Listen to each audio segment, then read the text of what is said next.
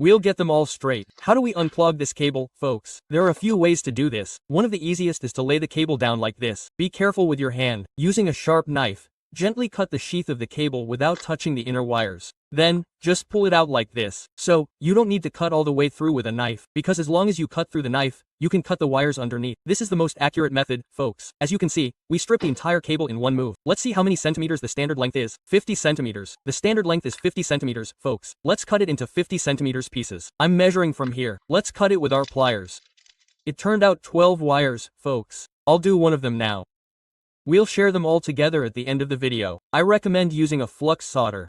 It falls apart in 2 thin layers. Let's start by removing our old cables. They're very weak, folks. They get extremely hot, especially when we draw current from a battery or something. Would you look at this? Let me open it up and see, folks. Can you see the end that's sticking out? It's not visible. It's not visible on the camera. I think they keep it that weak to make it flexible. Now, after cutting these, what we need to do is use a knife like this. You can use a spatula. You can use a knife to open these pinched sections. You can use a flathead screwdriver. Our alligator clips are ready. You need to insert them upside down. You'll create the same arrangement on the other side. Next, let's open the end of our cable. As I said, I'll solder it. Let's open it like this. After opening the end of the cable, the alligator clip has holes as you can see here, folks. We insert it through those holes to the opposite side. This is the most secure method. If you don't have pliers like this, if you don't have connector pliers, you can just squeeze these parts inward with regular pliers. That's great. This cable will be passed on to your grandchildren, folks. There's no way. You can't damage it, because the cable inside is very high quality. Let's do the other side. I'll solder that part later.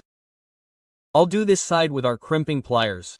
Yes, this is a little better. It's rock solid like this. I'll put Liam on the back. Before soldering, let's tighten it with pliers. Some of the cable will be exposed, so be careful when soldering. First, we heat the area where we'll be soldering for 5 to 6 seconds. Then, when we bring the solder closer, you'll see the solder spreading naturally. Yes, it's perfect, guys. As I said, no one can ever mess this up again. We've soldered it this way. Let's solder the other side. We'll see you later at the end of the video, guys. I'll do the other sides as well. Yes, I'm trimming the excess so it doesn't look too glaring. Our cable is almost ready. Now that we're done, let's make the cable we use specifically for Arduinos and chargers, using an alligator clip and a charging cable. Let's say we have a charging port like this. Let's say you're going to power your Arduino. Let's say one end is alligator clip, and the other end has a socket like this. We'll find a suitable socket here. We can make a stylish cable with 2 alligator clips. For example, you have batteries like this. You charge them using power supplies. Here, we'll find suitable leads for these and use them by regulating our Arduino-style electronic devices from the power supply. And we've reached the end of another video, friends. It's amazing. We have over 20 cables. They won't oxidize or break. We used high-quality cable and